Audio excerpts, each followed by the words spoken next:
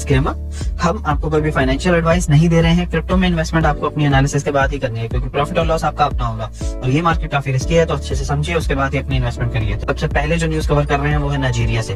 तो नाइजीरिया की जो फेडरल हाई कोर्ट है उन्होंने अप्रूव कर दिया है ई नायरा, जो एक वॉलेट है वहां पर लोकली डेवलप्ड एक वॉलेट है ई नायरा, उसको सीबीडीसी की रोल आउट के लिए उन्होंने अप्रूवल जो है वो दे दिया है। तो अब जो सीबीडीसी के ऊपर जो नाइजीरियन मैं ये कहूंगा कि जो नाइजीरियन सेंट्रल बैंक था वो काम कर रहा था, उसको लॉन्च करने के लिए ई नायरा जो एक वॉलेट है उसको भी अप्रूवल मिल गया है। तो अब नाइजीरिया में सीबीडीसी लॉन्च जो है वो जल्दी ही होने वाला है। तो अब अगर एक ऐसी छोटी सी कंट्री उठकर अचानक से अपनी सीबीडीसी की डेवलपमेंट भी कर लेती है और उसको लॉन्च भी करवा रही है, और वो भी एक अपनी लोकली डेवलप्ड वॉलेट के ऊपर, आप ये भी ध्यान रखें कि लोकली डेवलप्ड वॉलेट को यूज कर रहे हैं, वो ये भी नहीं है कि किसी बाहर के बड़े नाम वाले वॉलेट को यूज किया जा रहा हो, नहीं, वो लोकली डेवलप्ड एक वॉलेट को यूज कर रही है और उसी के थ्रू ही अपनी सीबीडीसी जो है उसको लॉन्च कर रही है। और उन्होंने सारी की सारी जो रूल्स एंड रेगुलेशंस थे डिजिटल एसेट्स के रिगार्डिंग, वो सारी ही यहाँ पर इंप्लीमेंट करी गई हैं उसमें भी, और जो उन्होंने सीबीडीसी बनाया है उसमें भी। तो अब फिजिकल जो करेंसी है उनकी वो भी चलेगी और उसी के साथ साथ जो ये सीबीडीसी है वो भी चलेगा।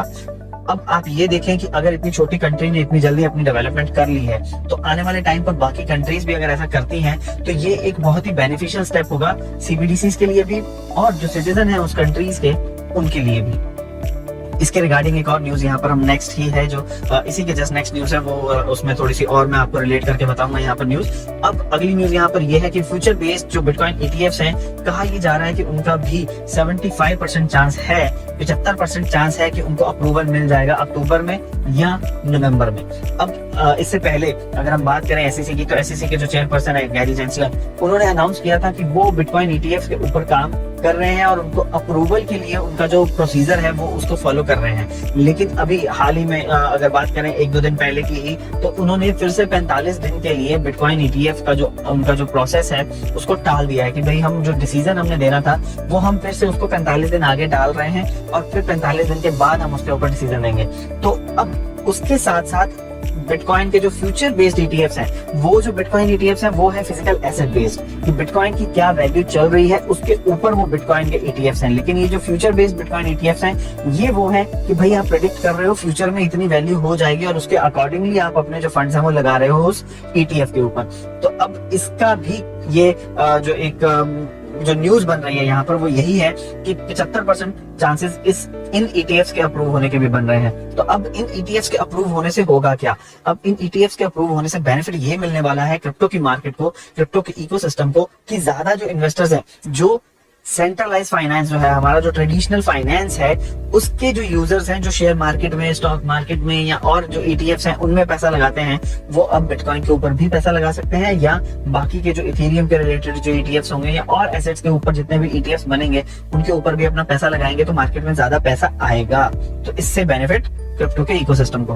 अगली न्यूज की बात करें तो फ्रांस की जो अथॉरिटीज हैं उन्होंने अपने रेजिडेंट्स को वार्न किया है कि भाई आप अनऑथराइज्ड जो क्रिप्टो एक्सचेंजेस हैं उनके ऊपर ना रजिस्टर करें और उनके ऊपर अपनी ट्रेडिंग जो है वो ना करें और अपने एसेट्स भी इन एक्सचेंजेस के ऊपर ना रखें, क्योंकि इन्होंने कोई भी अपनी रजिस्ट्रेशन जो है वो नहीं कर रखी है। तो आने वाले टाइम पर आपको लॉस हो सकता है, तो उससे आप पहले ही बच कर रहें। उन्होंने ये जो पूरी लिस्ट है वो भी शेयर करी है अपनी साइट के ऊपर एएमएफ ने।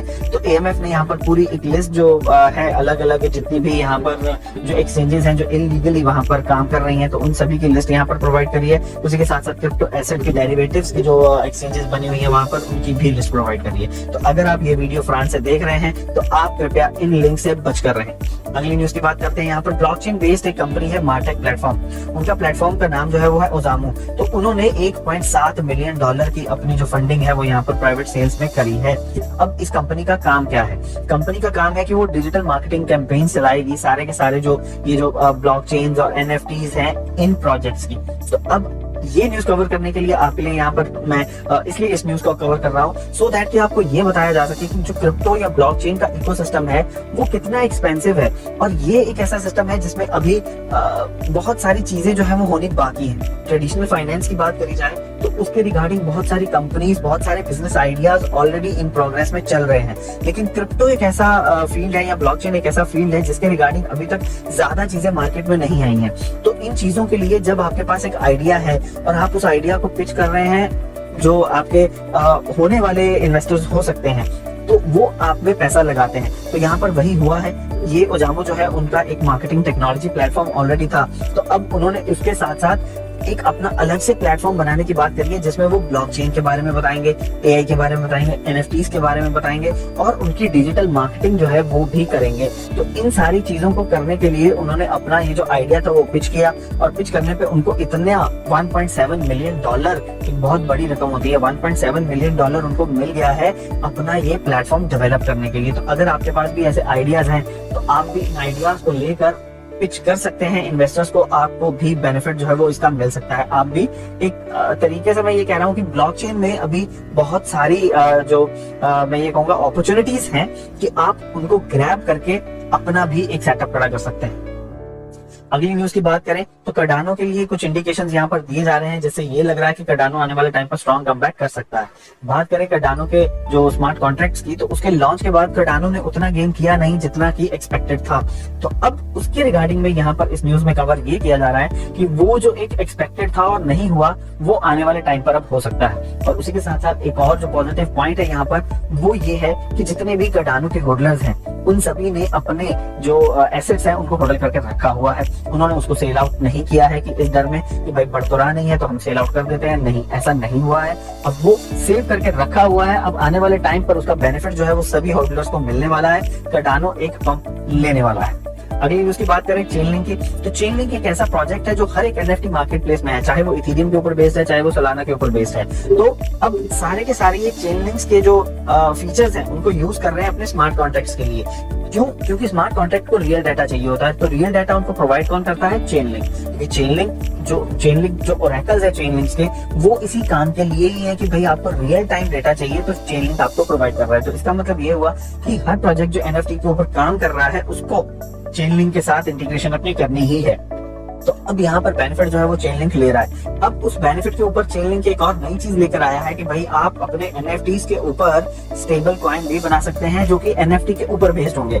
अभी तक हम बात कर रहे थे कि भाई जो स्टेबल कॉइन है वो या तो फिजिकल एसेट जो हमारे जो यूएस डॉलर हैं या आईएनआर है, इनके ऊपर बेस्ड स्टेबल कॉइन बन रहे थे, या जो बिटकॉइन के ऊपर बेस्ड भी कुछ एक स्टेबल कॉइन्स बन रहे हैं, या कोई और क्रिप्टो करेंसी है उसके ऊपर बेस्ड स्टेबल कॉइन बन रहे हैं। लेकिन अब यहाँ पर जो एक नया कॉन्सेप्ट लेकर आया चेनलिंक वो ये है कि एनएफटीज के ऊपर भी बेस्ड अपने आप स्टेबल कॉइन बना सकते हैं। तो इसके चलते बहुत सारे कहा जा रहा है कि इन्वेस्टर्स जो हैं उनको भी यहाँ पर लेवर किया जा रहा है, उनको भी अट्रैक्ट किया जा रहा है, आकर्षित किया जा रहा है कि आप एनएफटी में आए और अपना जो पैसा है वो लगाएं। लेकिन उसके साथ एक और जो बड़ी न्यूज यहाँ पर कवर की जा रही है वो है कि हिकअप क्या है इसमें। तो हिकअप ये है कि लगातार एनएफटीज का जो वॉल्यूम है वो गिरता जा रहा है। एक बार बहुत ज्यादा बड़ा था लेकिन उसके बाद अब लगातार गिर रहा है। अगस्त के मिड में बढ़ा है लेकिन उसके बाद से इतना जो मैं कहूंगा कि सर्च जो है वॉल्यूम में वो नहीं आया, तो इस वजह से यहाँ पर वॉल्यूम गिर रहा है। तो ये एक हिकअप है। अब हिकअप ब्रेक होता है और फिर से वॉल्यूम मिलता है कि नहीं मिलता है वो देखने वाली बात है, लेकिन इंटीग्रेशन जो है वो दबाकर हो रही हैं और जो एनएफटी मार्केट प्लेस की लॉन्चिंग है वो भी लगातार हो रही है। तो फ्रेंड्स ये थी हमारी आज की न्यूज अपडेट। आपको न्यूज अपडेट कैसी लगी जरूर बताइएगा, थम्स अप का आइकन भी प्रेस करिएगा यूट्यूब के एल्गोरिथम के लिए, और चैनल को अगर आपने सब्सक्राइब नहीं किया है तो वो भी कर लें और बेल नोटिफिकेशन का आइकन जरूर दबाएं ताकि आपको वीडियो में नोटिफिकेशन टाइमली मिलते रहे। तो मिलेंगे अब आपसे अगले न्यूज अपडेट में, तब तक के लिए थैंक यू वेरी मच। साल 2009 जनवरी की है बात, क्रिप्टो करेंसी की नई शुरुआत, दुनिया अनजान थी कितनों को ज्ञानी के बिटकॉइन फेर देगा पूरा इतिहास।